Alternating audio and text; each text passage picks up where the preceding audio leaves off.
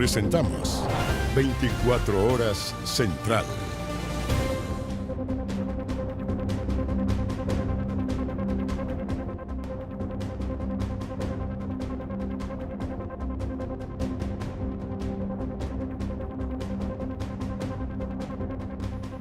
¿Qué tal? ¿Cómo les va? Muy buenas noches, bienvenidos a las noticias aquí en la pantalla de Televisión Nacional de Chile.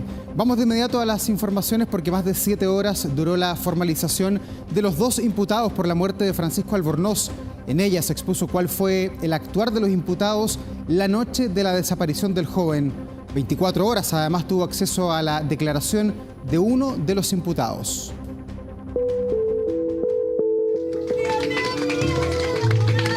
No consumía drogas, no consumía alcohol, ni siquiera cigarrillo.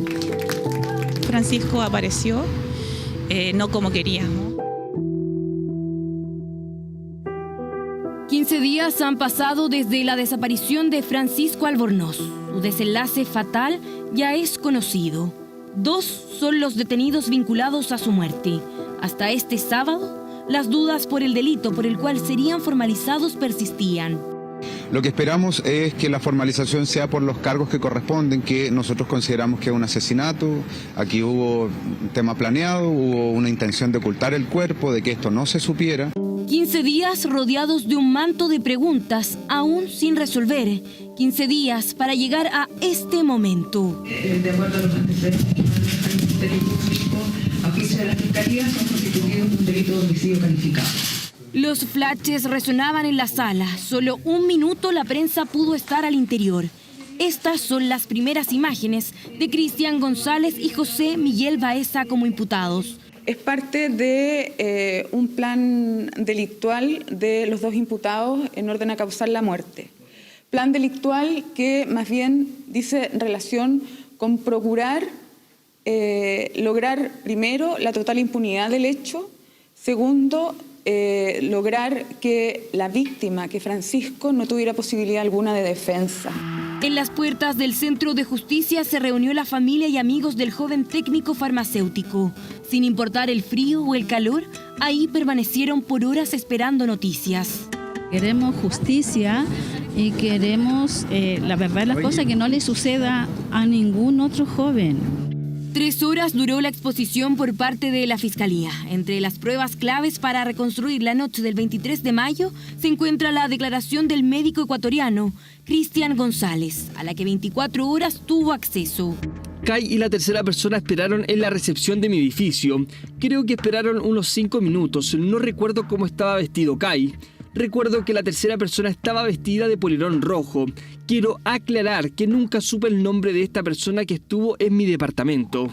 A quien menciona como Kai es el chef chileno José Miguel Baeza. La tercera persona es Francisco. En el último registro que se tiene de él, se le puede ver con el polerón rojo que se detalla en la declaración. Se logra determinar que al menos Francisco conocía a uno de los imputados. Cristian González, ¿conocía a Francisco Albornoz? No lo conocía. ¿Conocía a José Miguel Baeza? Así es. Francisco jamás volvió de ese encuentro. La declaración de Cristian González relata parte de lo que habría ocurrido. Kai me dice que Francisco había convulsionado. Lo vi convulsionar un poco en la cama. Le dije a Kai que llamara a la ambulancia, pero decía que no debía él estar acá. Pero ese llamado jamás ocurrió. Kai me dice que había que ocultar el cuerpo. Me dijo si yo tenía una silla de ruedas o algo para trasladar el cuerpo de Francisco. Llegó a mi habitación con un cobertor azul oscuro. Junto a Kai envolvimos el cuerpo con el cobertor. Se barajan a lo menos 4 hipótesis con respecto a lo que realmente pasó. Esta causa recién está en investigación. Se tiene que barajar y, en definitiva, decidir cuál de las 4 es lo que realmente pasó. El cuerpo de Francisco apareció acá, en la ribera del río Tinquiririca. Habrían llegado hasta ahí luego de dar vueltas por horas en la capital, sin encontrar un lugar propicio para ocultar su cuerpo. Conduje hasta el mirador que estaba ubicado cerca de un río en San Fernando. Sacamos el cuerpo de Francisco del maletero y lo arrojamos al mirador. Según el certificado del Servicio Médico Legal, la causa inmediata de la muerte de Francisco es un traumatismo encéfalo-craneano cerrado. Es posible establecer que la lesión y los golpes que recibe Francisco se producen al interior del departamento ubicado en la comuna de Ñuñoa. Cristian González y José Miguel Baeza quedaron con prisión preventiva. Una medida que, si bien no repara el daño causado a la familia y amigos del joven de 21 años, para ellos este es el primer paso para alcanzar la justicia. Era un niño muy dulce. Ese día, sin saber que era el último día que lo iba a tener, lo besé, lo acaricié y le dije, hijo mío, estás tan lindo. El magistrado determinó que, según los antecedentes expuestos, se puede calificar la muerte de Francisco en esta etapa judicial como homicidio simple. Sin embargo, eso puede cambiar a lo largo de la investigación. Ahora, vamos de inmediato al norte de nuestro país porque un día después del potente sismo que remeció la región de Atacama, el gobernador regional ha pedido decretar estado de catástrofe para así enfrentar con más urgencia los graves daños que ha dejado este fuerte movimiento telúrico 6.4. Camila Olivares está allí en la zona, nos entrega el reporte a esta hora. ¿Qué tal? Buenas noches. ¿Cómo están? Muy buenas noches. Así es, tal como lo comentabas, el gobernador regional de Atacama está solicitando estado de catástrofe para poder solicitar los recursos, ir en ayuda también de las personas afectadas. Según el reporte, inmuebles, viviendas, 75 viviendas afectadas. 60 de ellas afectadas son de la comuna de Copiapó. Hoy día la comuna volvió dentro de todo a la normalidad, el comercio comenzó a funcionar normal, pero bueno, tal como ustedes ven en imágenes, esta es la situación, principalmente en el casco histórico, viviendas que están en esta situación con fachada de un daño bien considerable, por lo tanto los peatones quienes pasan por acá tienen que pasar con bastante cuidado porque igual está muy frágil, considerando que tampoco no se han registrado réplicas, que bueno, eso también ha sido como un poco extraño, pero bueno, es parte de la afectación y por lo tanto también hoy las autoridades han estado aplicando la ficha básica de emergencia, porque eso es lo que se requiere, un catastro, para finalmente saber cuál es la afectación que tiene la comunidad y como tal lo solicitaba el gobernador regional, se requiere para poder agilizar los recursos, estado de catástrofe para la región de Atacama, en este caso para las comunas más afectadas, que en este caso sería la comuna de Copiapó, que vivió este fuerte sismo de 6.4 de magnitud y que lo hemos visto en las redes sociales y que cómo afectó. Ahora pasamos a escuchar declaraciones del gobernador. La mañana muy temprano nos hemos abocado a construir estas fichas FIBE que tienen que ver con los daños estructurales en las casas y en las viviendas de la gente. Y eso se llama estado de catástrofe, a lo menos esa condición. El gobierno regional dispone de un 2% para enfrentar emergencias, pero si no existe un decreto que acredite esa emergencia, no se pueden ocupar esos recursos. Entonces, el problema es más bien de carácter administrativo. Bien, ahí escuchábamos ese requerimiento administrativo que se requiere, pero bueno, esa es la afectación principalmente de las viviendas. Recorríamos también en algunos edificios, algunas fisuras, grietas. Pasamos a escuchar declaraciones de los vecinos afectados. El susto del año, porque fue un temblor bien raro, realmente fue diferente a todos los otros temblores. Fisuras que tengo que son en diagonal, en muro concreto, en la entrada de la entrada principal hasta la logia misma. Las que estamos más complicadas son las fisuras que dan departamento con departamento, que son las cocinas que tienen la misma figura de un lado al otro lado del departamento continuo. Esperando también que vengan a levantar los cables de electricidad que todavía están caídos ahí. Claro, muy peligroso. ¿Estuvieron hasta tarde trabajando acá? No, al menos yo me acosté después de la 1, esperando que vinieran a ver si venían a resolucionar el problema de los cables de la luz. Claro, parte de la realidad que se vive ahí en la zona norte del país. Camila, te quería preguntar por cómo se ha vivido esta jornada de día sábado, porque más allá del potente movimiento telúrico de ayer, 6.4, que es el evento principal, estaba viendo allí en Sismología que ha habido varias réplicas allí en la zona. ¿Cómo la han vivido las personas que están principalmente en Copiapó? Mira, ¿cómo lo ha vivido? Al menos la comuna de Copiapó se ha retomado con bastante normalidad, eso sí, algunas réplicas, algunas imperceptibles, sí, pero ha estado bastante tranquilo y eso es lo que nos comentaban las personas que durante la noche sí durmieron un poco alerta, preocupados por si habían réplicas de mayor magnitud, pero por el momento al menos han sido algo imperceptibles de muy baja magnitud por lo menos. Camila, bueno, muchas gracias por este reporte. Seguiremos atentos a lo que pasa ahí en Copiapó y también en esa extensa e importante zona que es Atacama. Que te vaya muy bien, buenas noches. Y regresamos con otro tema aquí en la región metropolitana, porque por meses han acechado y atacado a visitantes y también transeúntes en el barrio Bellavista y también en el Parque Forestal. Pero la Policía de Investigaciones nombró un equipo preferente que le seguía los pasos a la llamada jauría. La madrugada de este sábado, 2 de ellos finalmente fueron detenidos. Mire. Tenían a su víctima reducida en el piso cuando fueron capturados. Este video muestra el momento exacto en el que 3 integrantes de la conocida banda delictual denominada La Jauría fueron detenidos mientras atacaban otra vez en el Parque Forestal. 2 de ellos extranjeros, uno menor de edad, por el delito de robo con intimidación y robo con violencia, donde una de las víctimas fue herida con un arma cortopunzante. Era pasada las 2 de la madrugada del sábado. Una pareja caminaba por calle Merced, en el sector de Parque Forestal, cuando 3 delincuentes los atacaron con un arma cortopunzante con la intención de robarles sus teléfonos celulares. Cosa de segundos, desde un auto, funcionarios de la Policía de Investigaciones bajaron raudos. El rápido actuar permitió detener a estos 3 hombres de manera infraganti. Sin embargo, no fue una casualidad la presencia policial en esas precisas coordenadas. No, esto es un trabajo de inteligencia policial, es un trabajo, como dije en un principio, colaborativo con el Ministerio Público. Hay un trabajo de asociación criminal que se está trabajando en el lugar. Accionamos nuestro actuar policial en favor de las personas que estaban o que concurren al lugar. Si usted no sabe por qué les apodan La Jauría, acá un extracto de un reportaje de 24 horas cuando dimos a conocer cómo operaban. Es que en el último tiempo escenas como estas se habían tornado repetitivas en el barrio Bellavista, un sector administrado por 2 comunas, pero donde la delincuencia no conoce límites. Fue en julio de 2024 cuando quedó al descubierta esta banda delictual que se caracterizaba por realizar robos, asaltos y otros delitos en los concurridos sectores de Bellavista y Parque Forestal. Esa forma de operar y acechar en un barrio turístico y residencial provocó un amplio operativo de la Policía de Investigaciones en distintas comunas de la región metropolitana para atrapar a otros integrantes de La Jauría, y que ya el año pasado dejó a 5 personas detenidas. Delitos que afectan hace mucho tiempo a emblemáticos sectores de la capital. Matías Aristizábal es gerente comercial del Palacio de la Chorrellana, ubicado en calle Pionono. Para él, esta detención es una buena noticia.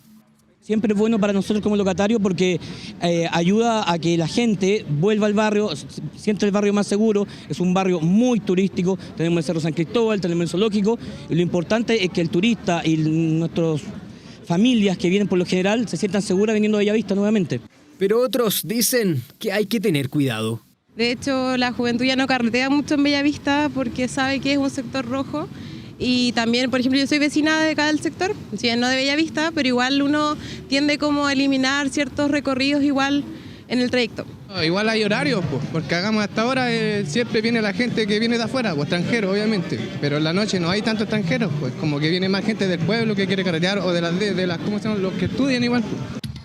3 detenidos, 2 de ellos con situaciones migratorias irregulares y también un adolescente de 17 años. Ambas personas, ambos imputados, fueron formalizados la tarde de este sábado por el delito de robo con violencia y el adolescente quedó en internación provisoria, mientras que el ecuatoriano de 23 años quedó en prisión preventiva. Ambos quedaron recluidos al estimar la magistrado que constituían un peligro para la seguridad de la sociedad. La víctima de este asalto sufrió lesiones graves que lo mantuvieron en riesgo vital. La Jauría, una banda de la que aún no se tiene claro cuántos son sus integrantes, pero que poco a poco han ido cayendo. Y nos vamos ahora al sur de nuestro país, a la región del Biobío, porque el próximo lunes se van a retomar las actividades en el Colegio Nuevos Horizontes. Es el establecimiento que fue escenario de un inédito tiroteo hace ya más de una semana. Según las autoridades, se van a realizar intervenciones psicosociales, va a haber jornada reducida y la asistencia no será obligatoria. Y Carabineros todavía no llega. Hemos llamado y llamado a Carabineros. La ambulancia llegó porque el consultorio está ahí. Casi una semana ha transcurrido desde un incidente que marcó un antes y un después. Queremos soluciones de fecha en específico, qué va a pasar con las clases, sobre todo si van a hacer como un avance, ya sea clase online o con materias como guías, cosas así por último. Pero el recuerdo aún está fresco. 3 alumnos baleados dentro del Colegio Nuevos Horizontes de San Pedro de la Paz. Mi hijo no quiere venir al colegio porque por la situación, pues. Las clases aún no se han retomado. Este miércoles se realizó una nueva jornada de intervención. Apoderados se reunieron con autoridades del Servicio Local de Educación Pública. Finalmente se definió cómo y cuándo será el regreso a las actividades. Las clases se inician el día lunes con acortamiento de jornada y diferenciado de enseñanza media. Cuando retornen, no es que van a retornar a la sala a pasar materia y eso, sino que va a ser flexible, con juegos lúdicos, juegos didácticos, ¿cierto? Mesas de conversación. Yo voy a mandar a mi hijo el día lunes que empiezan las clases, pero va a ser así como bien pausado. La jornada será de 8:30 a 14 horas con salida diferenciada para enseñanza básica y media. Un acuerdo que se alcanzó tras una serie de compromisos para mejorar la seguridad en el colegio. No puedo obligar a un papá que mande a su hijo a su colegio. Le tengo que sí garantizar los niveles de seguridad para que él confíe. Y lo que se nos pidió, que son las cosas que yo les comenté, están. Se espera que hacia la jornada del día lunes poder ir avanzando hacia el retorno a clases. Hoy día ya hubo 15 alumnos, pero este tiene que ser un proceso gradual. Yo creo que uno sí confían en el colegio, ¿cierto? Y sí quieren venir sabiendo que van a estar estas medidas de resguardo, pero también está la otra mitad que no quiere enviar a sus hijos. Pero ¿cuáles son los compromisos? A corto plazo se va a mejorar el cerco perimetral. El lunes se incorporarán 2 guardias y habrá acceso controlado. Se solicitará carnet de identidad. Por supuesto, no restringiendo ciertas libertades de autonomía, porque eso también uno tiene que resguardarlo. Pero la utilización, por ejemplo, del carnet de identidad a personas que uno sabe que no son de la comunidad, cada comunidad identifica que eso, se las va a pedir, se va a tener un registro. En medio de este clima en Talcahuano se registró un nuevo hecho de violencia. Un alumno del colegio Echegoyen amenazó al personal con un cuchillo. Había sido citado junto a su apoderado. Él accedió a un cuchillo cocinero que tenía yo en la oficina para cortar el pan o el sándwich que me hago en la mañana y amenazó con ese cuchillo. Pero lo contuvo la madre, le cogió la mano hasta que lo botó. El estudiante fue detenido y quedó a disposición de la justicia. Un nuevo hecho de violencia que golpea a una comunidad educativa en la región del Biobío. La Contraloría General de la República detectó que 6 profesionales de la salud del Biobío realizaban cesáreas y también procedimientos de parto en clínicas privadas mientras estaban con licencia médica en sus trabajos en el sector público. El Colegio Médico ha rechazado esta situación, mientras en el caso del Hospital Regional ya comenzaron los sumarios. Los casos detectados por la Contraloría apuntan a profesionales que laboraban en el servicio público durante 2023. Se habían reportado enfermos en los hospitales públicos en los que estaban contratados con sus correspondientes licencias médicas. Sin embargo, y cotejando los periodos de licencia y los datos de impuestos internos y del mismo registro civil, aparecen atendiendo partos en clínicas privadas de la zona. La semana pasada nos llegó el informe confidencial de Contraloría, en los cuales 6 profesionales de la red asistencial habían atendido partos en las clínicas perteneciendo a una institución pública, estando con licencia médica. De ellos son 4 facultativos que son del Hospital Gran Benavente. Si bien no todos están laborando aún en el sector público, al menos en lo que respecta al Hospital Clínico Regional de Concepción, los sumarios incluirán a los 4 profesionales identificados por la Contraloría. Son profesionales ginecólogos que están dentro del staff que tenemos hoy día. No nos parece adecuado. Por supuesto que se tienen que hacer los procedimientos que corresponde, se evaluará caso a caso, eso ya está planteado y definido, pero claramente no estamos disponibles para tolerar actos de corrupción en la administración pública del Estado y menos en la administración sanitaria. En el Colegio Médico rechazaron la situación y aclararon que como gremio ellos solo pueden actuar desde el punto de vista de los tribunales de ética. Los colegas que están involucrados en este tipo de cosas no son de los mejores acogidos dentro del gremio, sean o no colegiados, porque además hay otra situación. Poco más de la mitad de los médicos están colegiados. En 30 días, el fiscal externo al Servicio de Salud Concepción deberá emitir su informe sobre los casos detectados por Contraloría y proponer las eventuales sanciones, si estas corresponden. Y en la zona central de nuestro país, usted lo ve, vecinos del puerto de Valparaíso salieron a marchar por las calles. Dicen estar cansados de la delincuencia y también de los incendios que han afectado al barrio patrimonial.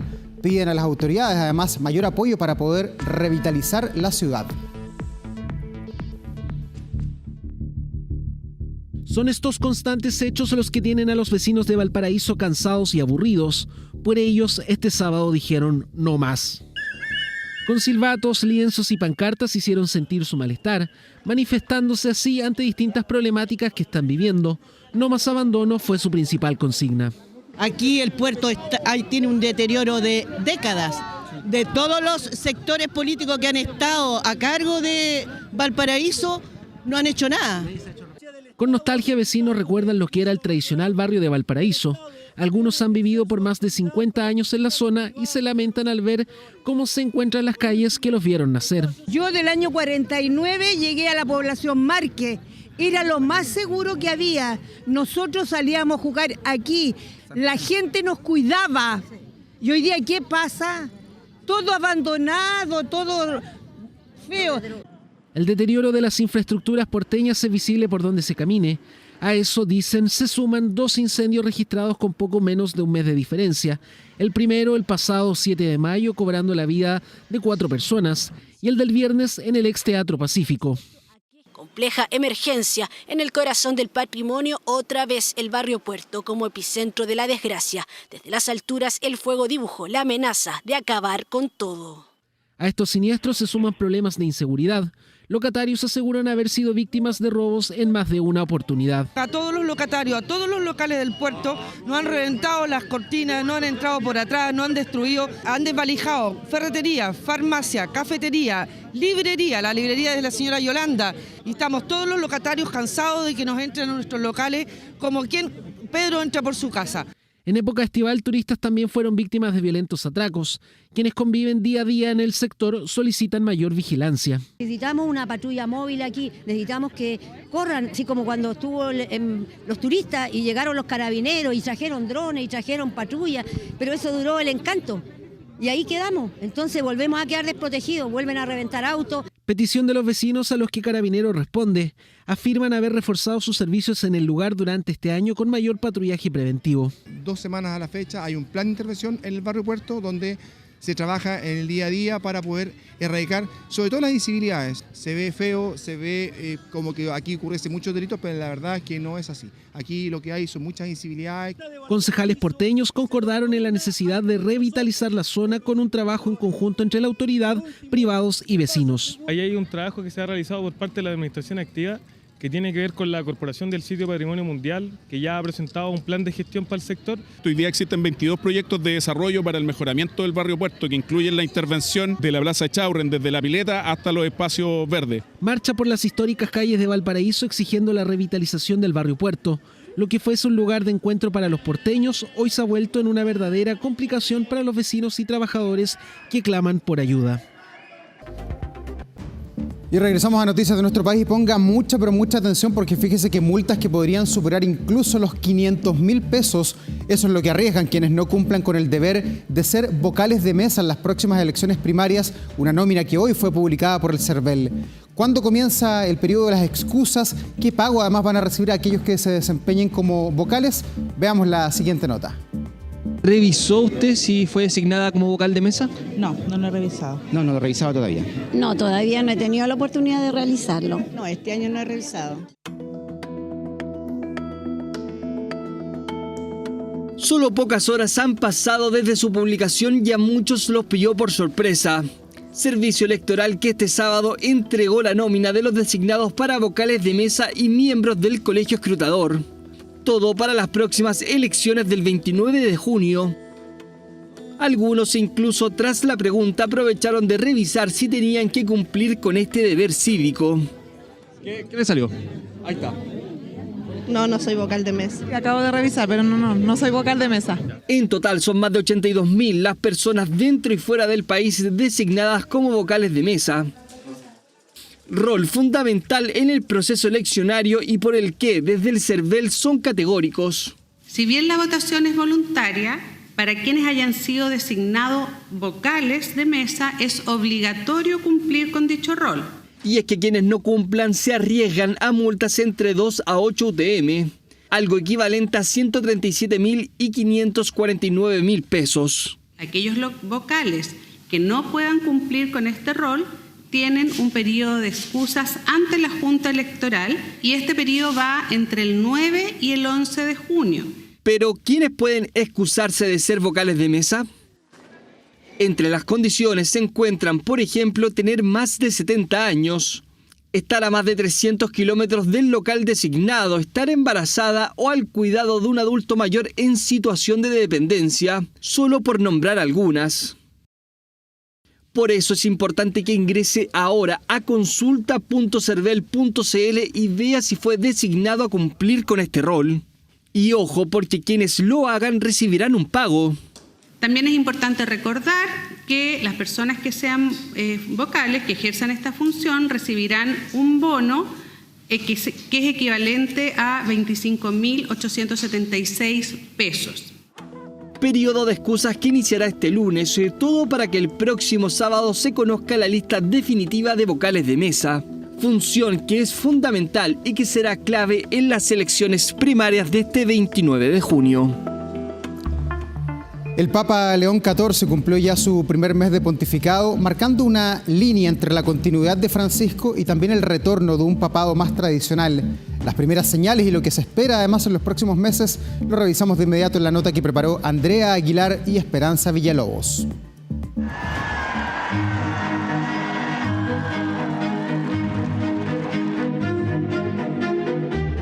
El Papa León XIV cumple su primer mes como jerarca de la Iglesia Católica y ya ha marcado varias diferencias con su predecesor, el Papa Francisco. Pero ¿cuáles han sido las primeras señales de su pontificado? Ponga atención. Habemus Papam, Robertum Franciscum, Sancte Romane Ecclesiae, Cardinalem Prevost. Es el cardenal de Estados Unidos, es Robert Francis Prevost. Leonem decimum quartum.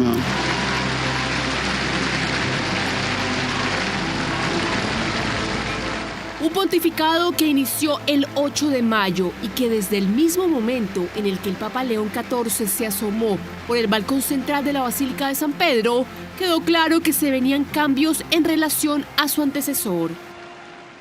Se ha seguido en la línea más tradicional, tanto en la vestimenta, usa una cruz dorada, no una cruz de plata como Francisco, usó la museta cuando fue elegido. Después del cónclave, cuando fuimos a comer, él estaba solo en la mesa. Nadie quería sentarse al lado de él porque ya se generó un cambio en su presencia, empezando porque de andar con la vestimenta de cardenal usaba la de papa, y él nos pidió a alguno que nos acercáramos para estar en la mesa juntos. Eso fue un gesto de mucha cercanía. Una cercanía que durante este primer mes ha sido uno de sus sellos personales, con gestos que van desde mantener la tradición de Francisco de intercambiar su solideo hasta recibir los regalos que le entregan los fieles. León XIV es un papa que cayó muy bien, cayó como una figura muy querida, ya es muy querida en el seno de la Iglesia, la gente lo ama. Por su discreción, por sus ojos, su mirada que denota una profunda vida interior. En este primer mes ha recibido a varios mandatarios, a líderes de cultos cristianos y de otras religiones y a deportistas, aunque su fanatismo por el tenis quedó en evidencia en el encuentro que tuvo con Jannik Sinner, el número 1 del mundo. La pallina, se vuole giocare un po'. Ma qui meglio di no. Pero su prudencia y su diplomacia no han sido obstáculo para que alce la voz para pedir por el fin de las guerras que desangran al mundo. En Gaza, los niños, las familias y los ancianos supervivientes se ven reducidos a la inanición. En Myanmar, nuevas hostilidades han cegado la vida de jóvenes inocentes. Y Ucrania, devastada por la guerra, espera negociaciones para una paz justa y duradera. Y me ha emocionado mucho que ha tenido muy en su corazón la paz. Ha tenido muy en su corazón el diálogo, la paz en el mundo. Y eso hace que sea un papa, por un lado, con señales que dan cuenta de una continuidad en la línea de Francisco, pero por otra, con muestras de querer recuperar un poco el papado tradicional que Francisco había dejado de lado. Francisco fue un papa muy disruptivo. El matrimonio no es un ideal, sino el canon del verdadero amor entre el hombre y la mujer. Un amor total, fiel y fecundo. Es cierto, a veces esta humanidad es traicionada. Por ejemplo, cuando se invoca la libertad, no para dar vida, sino para quitarla. Su posición contraria a la bendición de parejas LGBT y al aborto han hecho que muchos lo consideren más conservador que su predecesor, aunque quienes lo conocen difieren de esta visión. Bueno, yo conozco al Papa León XIV desde el año 2003 y una de las características que más lo distinguen es su tremenda libertad interior. A él no le gusta ser encasillado. León XIV no es Francisco, Francisco no es Benedicto, Benedicto no es Juan Pablo II. Cada uno es distinto. A todos aquellos, y en modo particular a mi querida diócesis de Chiclayo en el Perú. La profunda cercanía de León XIV con Perú, que evidenció desde el momento de su elección, lo llevó incluso a renovar su DNI peruano desde el Vaticano. Se enamoró de Perú por su gente, por todas sus costumbres, por su cultura, por su religiosidad, por su sencillez, por su dolor, porque él ha estado en momentos difíciles. Yo lo he visto con sus botas todas mojadas, el pantalón mojado, salir a las calles a ayudar, ¿no? O sea, no que se lo contaron, lo hacía. Dice a 24 horas desde la norteña localidad peruana de Chiclayo, Sor Margarita, una de las religiosas que mejor lo conoció durante los casi 40 años que pasó el Papa en el vecino país, en el que no ha bajado la euforia por su elección. Una mano para arriba, la otra para arriba y le damos gracias a Dios, porque el Papa es peruano, es chiclayano, él es el Papa León. Artesanías, algunos detalles que se están haciendo con la imagen del Papa. Y uno de nuestros artistas está preparando algunas cositas, la silueta del Papa pintada en piedras.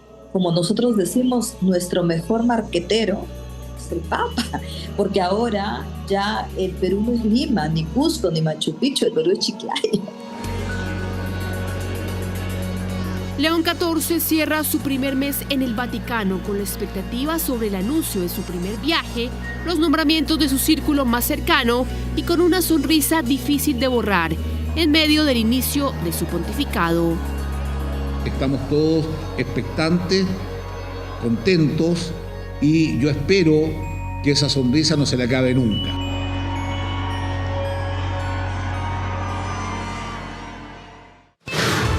Ahora. Impacto continúa generando en buena parte de América Latina el intento de asesinato del senador colombiano Miguel Uribe Turbay, precandidato presidencial, opositor además al actual mandatario Gustavo Petro. Hace pocos instantes el presidente de Chile, Gabriel Boric, se ha referido a este ataque. Dice el presidente Boric: mi más absoluta condena al atentado contra Miguel Uribe Turbay, precandidato presidencial en Colombia. En democracia, la violencia no tiene cabida ni justificación, es lo que dice el presidente Gabriel Boric, condenando este ataque contra el joven senador, además de 39 años, ahí en Colombia, que a esta hora, luego de recibir 6 disparos en su cuerpo, está en estado grave con pronóstico reservado, de acuerdo a las últimas informaciones que han emanado desde el hospital donde se encuentra internado en la capital, Bogotá. El presidente Boric se suma así a la condena que también otros líderes políticos de Colombia y también de buena parte de América Latina han realizado por este grave incidente ocurrido en medio de la precampaña presidencial ahí en Colombia.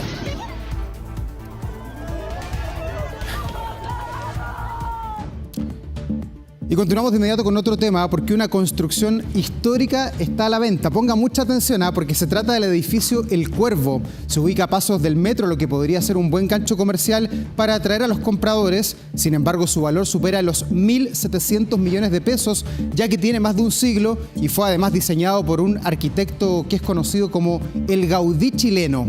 Estuvimos adentro del edificio, lo recorrimos y usted también puede conocerlo en el informe que preparó el periodista Franco Ferreira. El interior de este edificio esconde grandes secretos. Esta es una ventana original y aquí tenés como una súper buena vista a la casa que está atrás. También está súper linda la caja de escaleras para arriba. Está en plena Alameda, a pasos de Plaza Italia por el oriente y el barrio Lastarria por el poniente. ¿Tú sabes quién lo construyó? No. ¿Lo habían visto antes? Sí. No, tampoco. ¿Pero son de Santiago? No. ¿De dónde son ustedes? Yo de Italia. De Concón. No saben del lugar y no son los únicos. Mucha gente no tiene idea qué hay tras ese frontis. De hecho, desde afuera pareciera que son 3 pisos, pero en realidad son 4 y tenemos 2 volúmenes. Hay un patio donde termina el edificio y comienza una casa de 3 pisos que también es súper grande. Pero así palpita, así respira, silente por ahora, el interior del edificio El Cuervo, una obra arquitectónica de 1924. Y este cuervo diseñado por Luciano Kulczewski es una lámpara que colgaba en la fachada del edificio. Ese y otros atractivos vericuetos de la estructura tienen una magia especial. Y cómo no, si en su diseño estuvo el Gaudí chileno, un arquitecto de origen polaco que se convirtió en una versión nuestra de aquel mítico arquitecto catalán, cuya historia llegó hasta libros infantiles y quien creó una de las obras más monumentales de Barcelona, como es el Templo de la Sagrada Familia. Por tanto, no es menor estar inmersos aquí en la Alameda, en la obra de Luciano Kulczewski, el Gaudí chileno. Y que en esta zona hay varios edificios de él. Por ejemplo, está la sede del Colegio de Arquitectos. Los cornisamentos son bien particulares en la obra de Kulczewski. Por eso él se le llama o se le denomina coloquialmente el Gaudí chileno. El lugar mantiene elementos arquitectónicos originales como puertas, ventanas, el piso y escaleras. Mira, tenemos hasta el picaporte original acá. O sea, es súper lindo esto y tienes acá esta baranda que es muy de estilo como Art Nouveau esto. Los pisos de parqueo, las molduras en los cielos aportan finos detalles. Puedes ver, está en súper buen estado, sí. Finalmente está cochino nomás. Este es un patio en segundo piso, aquí tenemos las baldosas originales, las molduras del techo, por ejemplo, están todas y son súper bonitas, que tienen muchas flores. Guiños artísticos de la obra de Kulczewski, quien además fue uno de los fundadores del Partido Socialista Chileno. En las cornisas superiores de la casa más grande hay una rosa. La rosa roja es el símbolo característico de la socialdemocracia que está plasmado en las banderas del Partido Socialista. Aunque, por cierto, al recorrer el edificio y la casona que componen la propiedad, se percibe un estado de deterioro, dado el relativo abandono en que permaneció por largo tiempo. Estuvo tomado durante muchos años y durante esos años se fue deteriorando gran parte de su estructura. La propiedad, no obstante, tiene potencial. Cuenta con 1.780 metros cuadrados construidos y 700 metros cuadrados de terreno. Está pegado a lo que era el Centro Arte Alameda y a pasos del Metro Baquedano y Universidad Católica. ¿Le gustó? Cuesta 45.000 UF. Al valor de hoy, un poco más de 1.760 millones de pesos. En mi experiencia en restauración patrimonial arquitectónica, nosotros tenemos bastante estudiado que el costo de una obra nueva es muy similar a la remodelación. Incluso la obra nueva yo creo que es más cara porque aquí tendrías que demoler, retirar escombros, ir al botadero, pagar por esos botaderos. La opción de recuperar el lugar está para un hotel, una universidad, oficinas o un edificio institucional, vaya usted a saber. Lo concreto es todo el potencial tras esa fachada de la que una italiana y un conconino no tenían idea. Es de uno de nuestros grandes arquitectos del siglo XX. ¿Se ve bonito? Sí, es bonito. Ahí está. Hay que meterle mano, pero el Gaudí chileno dejó una muy interesante base arquitectónica.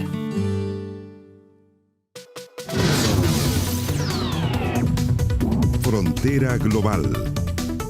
Y en Frontera Global le hacemos doble clic a los 6 años que cumple el presidente de El Salvador, Nayib Bukele, en el poder y a su modelo de seguridad que se debate entre los elogios y las críticas dentro y fuera de su país. Un modelo que tiene 3 pilares que les vamos a explicar.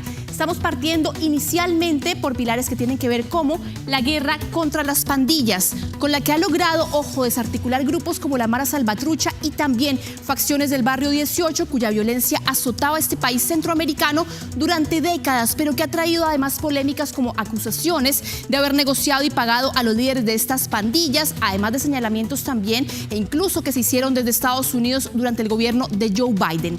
Nos movemos ahora a la segunda clave del modelo de Nayib Bukele y tiene que ver con el estado de excepción que rige desde marzo de 2022, en el que se han restringido además múltiples libertades y al que se suma el llamado Plan de Control Territorial, que desplegó militares en las zonas controladas por las pandillas.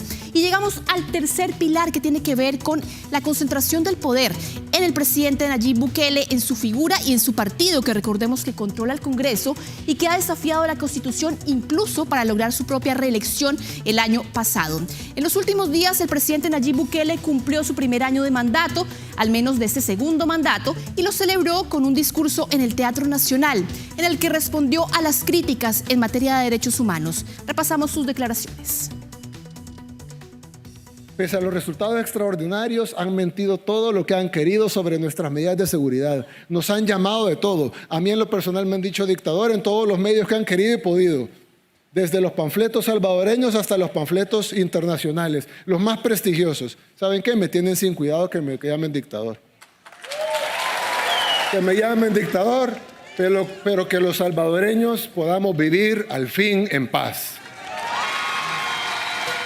Y justamente el tema de la paz y de la seguridad es lo que ha disparado la popularidad de Nayib Bukele, con un 85,2% de salvadoreños que aprueba su gestión, un 10,8% que la desaprueba y un 4% que no respondió a la encuesta realizada por la sección de datos del diario La Prensa. Aunque se trata de uno de los niveles más altos de aprobación de un mandatario a nivel global, Bukele descendió en este índice con respecto al año pasado, que tenía un 92,5% de popularidad.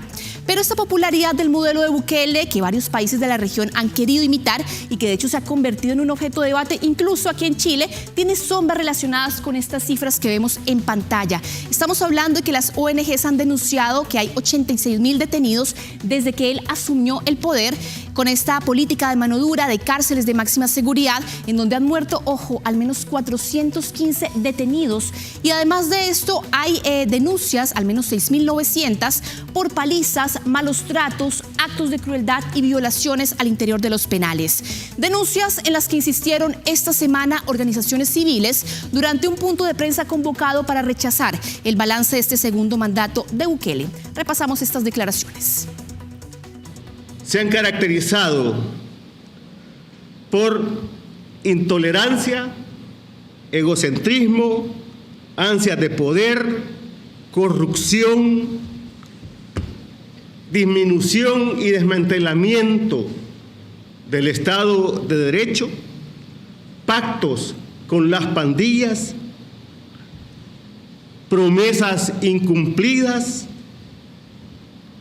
incremento de la pobreza, criminalización y persecución de los defensores y defensoras de los derechos humanos.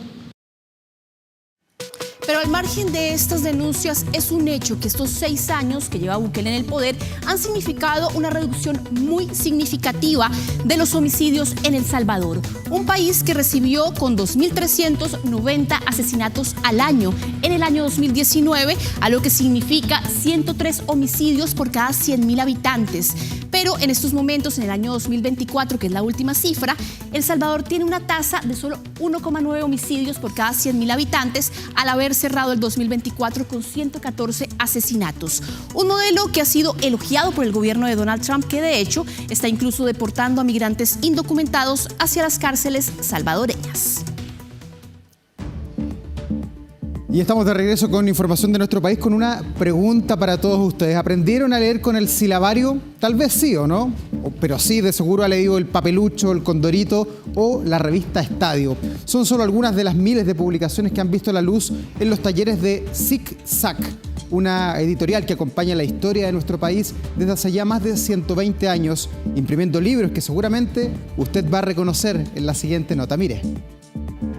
En un enorme galpón lleno de altas estanterías descansa una historia ligada a 4 o 5 generaciones de chilenas y chilenos. Es que no sé cómo nos han ordenado aquí. Anita, no sé dónde está Zig-Zag.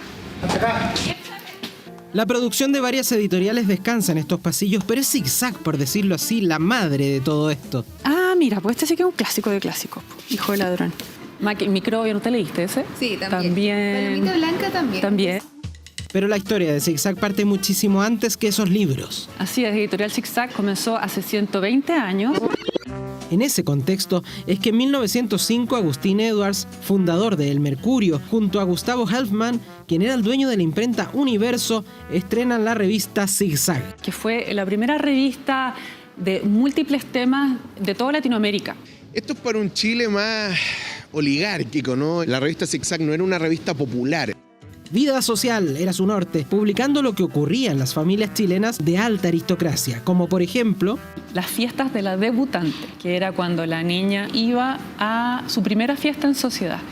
Y la revista Zigzag publicaba el listado de las debutantes en sociedad de ese mes. Incluso una anécdota bien interesante es en una Zigzag del año 1907, donde se inaugura el mito de que la bandera chilena habría ganado un concurso y era la más bonita del mundo. Pero también empezó a ser como el átomo de los primeros grandes escritores chilenos. De ese modo, Zigzag comenzaría a coexistir con los chilenos, pero no solo los de una clase acomodada, entre otros títulos, con uno que marcaría a varias generaciones en su entrada a la lectura. ¿Aprendiste a leer con el silabario? Sí, en la casa, antes de ir al colegio. Sí, mis hermanas también, que van en prekinder. Sí, mi mamá me enseñaba a leer con el silabario, me lo compró en la feria y me enseñaba a leer. Como que le trae recuerdo. Por supuesto, y esta letra, que nunca pude imitar. Sin embargo, Zigzag debe gran parte del conocimiento y cariño de los lectores a emblemáticas revistas que editó durante gran parte del siglo XX. El Justiciero. Estas las leía mi papá. Y hay revistas de Zigzag en el recuerdo. El intrépido Peneca, una de ellas, pero había más. Esta es media subida de tono, ¿eh? Mira. Una pilucha. Así era la revista OK. Están todas estas revistas que buscan un público más masivo y además vinculado a ciertos elementos específicos. La revista Estadio se transforma en emblema del periodismo deportivo en Chile y Ecrán, en tanto, marca una época de oro del espectáculo, con artículos como Pedro Mesone cruza la meta. En la sección sentimental dice, no compadezcan a Frank Sinatra. Y vea nomás, viene hasta con póster desplegable en páginas centrales de un Lolo franconero. Mira, acá tienen hasta Condorito empezó acá. La ventaja que tenía Zigzag es que tenía su propia imprenta, no tercerizaba la imprenta. Está el caso de Papelucho, ¿no es cierto? Que Marcela Paz lo que hace es publicar Papelucho a través de la imprenta de Zigzag y aparece con el sello editorial. Lo mismo pasa con Condorito. Una prolífica aventura editorial que en la Unidad Popular el gobierno busca ampliar bajo el nombre de Editorial Quimantú. Es parte de un proyecto que tenía el gobierno del presidente Allende de masificar la lectura. Estaba Condorito, Ercilla y otras revistas que quedan en un lado, y Quimantú se enfoca en literatura universal y chilena a un precio sumamente accesible. Ya en la década de los 80 y cuando la literatura infantil en Chile era toda de origen foráneo, Zigzag perfecciona el desarrollo de libros para niñas y niños. En esta rotativa, una nueva colección de cuentos infantiles está tomando forma, con dibujos y textos de cuentos clásicos como La Bella Durmiente, El Soldadito de Plomo y Caperucita Roja. Las ilustraciones solo sugieren algunos pasajes del texto. De esta manera, se pretende que el niño use más su imaginación. La Porota, por ejemplo, ya lleva 96 ediciones. Y así, año a año, llegamos al... ¿Qué año estamos hoy? 2025. 2025, 120 años después. Llenando de páginas y letras las estanterías de Chile, pero también las mentes y los corazones de lectores que han acompañado los 120 años de historia de Editorial Zigzag.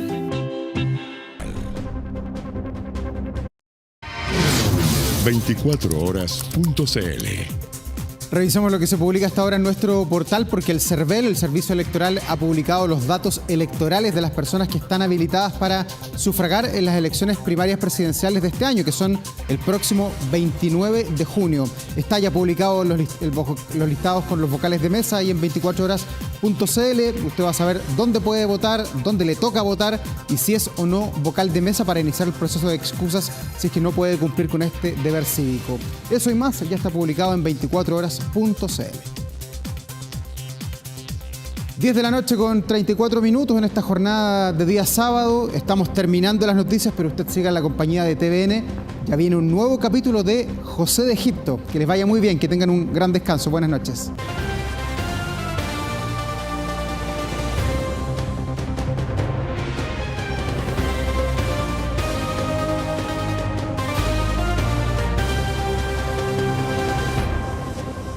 Hemos presentado 24 Horas Central.